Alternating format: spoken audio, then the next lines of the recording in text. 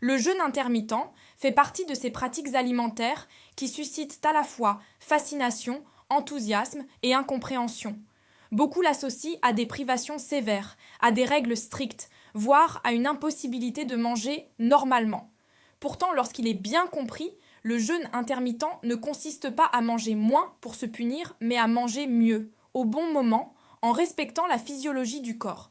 C'est précisément ce point qui est souvent mal interprété. Contrairement à une idée largement répandue, les personnes qui pratiquent le jeûne intermittent ne sont pas condamnées à une alimentation monotone ou restrictive.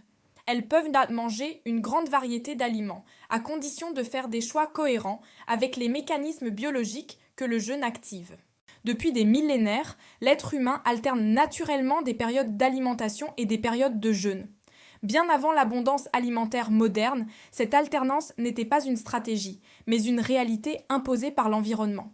Aujourd'hui, le jeûne intermittent réintroduit volontairement cette alternance, non pas pour revenir en arrière, mais pour répondre à des problématiques contemporaines comme la prise de poids, les troubles métaboliques, l'inflammation chronique ou la fatigue digestive. Les données scientifiques accumulées ces dernières années montrent que cette approche peut améliorer la sensibilité à l'insuline, favoriser la perte de graisse, notamment abdominale, réduire certains marqueurs inflammatoires, soutenir la santé intestinale et même influencer positivement les mécanismes du vieillissement cellulaire.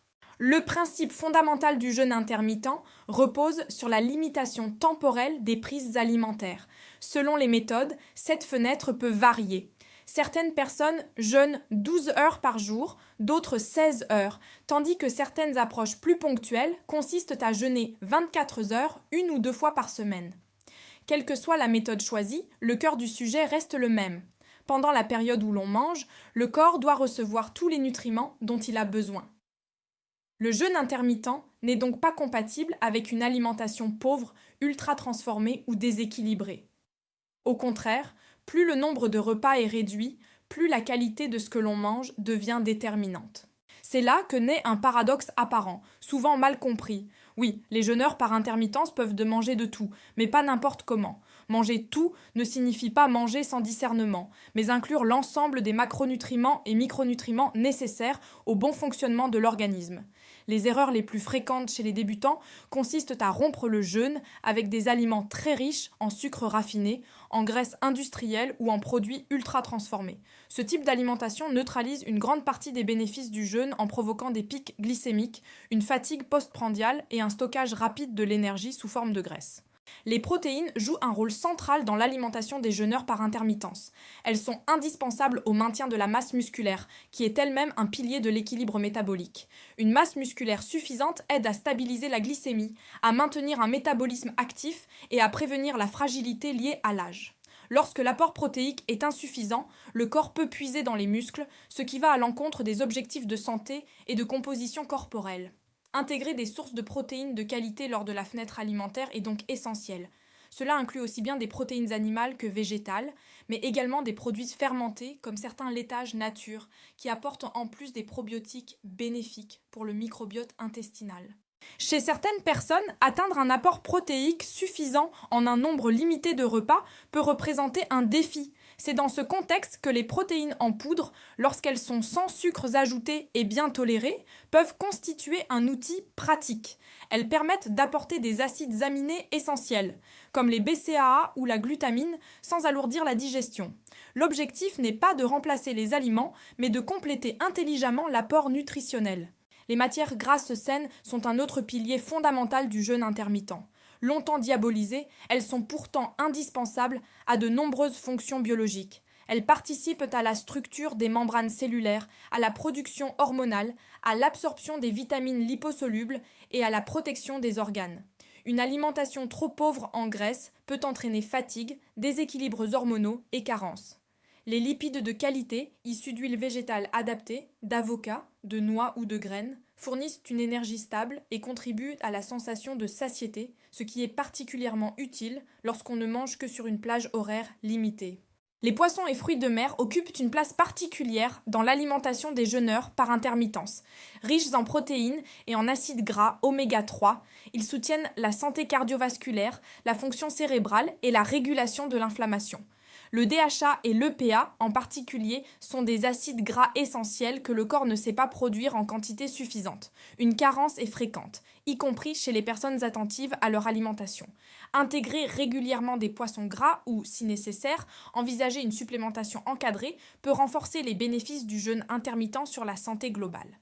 Les légumes constituent dans la base incontournable de toute alimentation équilibrée, et le jeûne intermittent ne fait pas exception.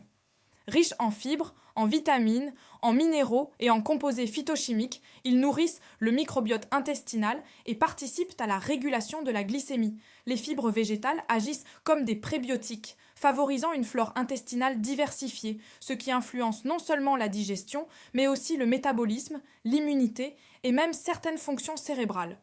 Une alimentation pauvre en légumes peut entraîner des carences et limiter les effets positifs du jeûne. Les fruits ont également leur place, à condition d'être choisis avec discernement. Tous les fruits n'ont pas le même impact métabolique. Certains sont très riches en fructose, ce qui, en excès, peut perturber le métabolisme et favoriser la résistance à l'insuline. Les fruits à faible ou moyenne teneur en glucides permettent de bénéficier de vitamines, d'antioxydants et de fibres sans provoquer de pics glycémiques excessifs. Là encore, il ne s'agit pas d'exclure, mais d'équilibrer. Les céréales complètes et les légumineuses divisent souvent les adeptes du jeûne intermittent. Chez certaines personnes, elles sont très bien tolérées et constituent une source précieuse d'énergie, de fibres et de micronutriments.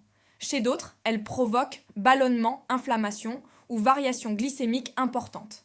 La clé réside dans l'écoute de son propre corps. Supprimer systématiquement ces aliments n'est pas nécessaire pour tout le monde, mais privilégier des versions complètes, non raffinées, et observer les réactions individuelles permet d'ajuster l'alimentation de manière personnalisée.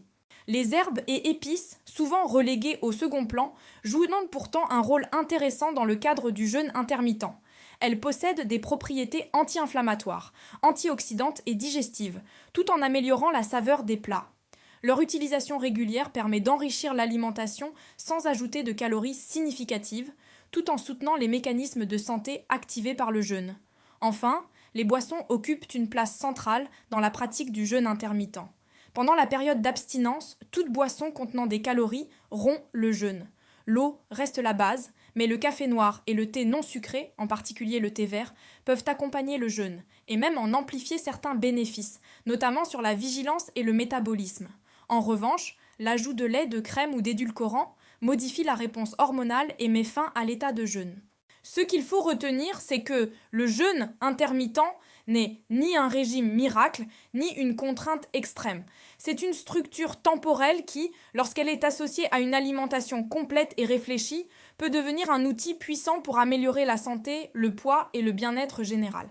Les personnes qui le pratiquent ne mangent pas moins par défaut, elles mangent différemment, avec une attention accrue portée à la qualité, à la densité nutritionnelle et à la satiété.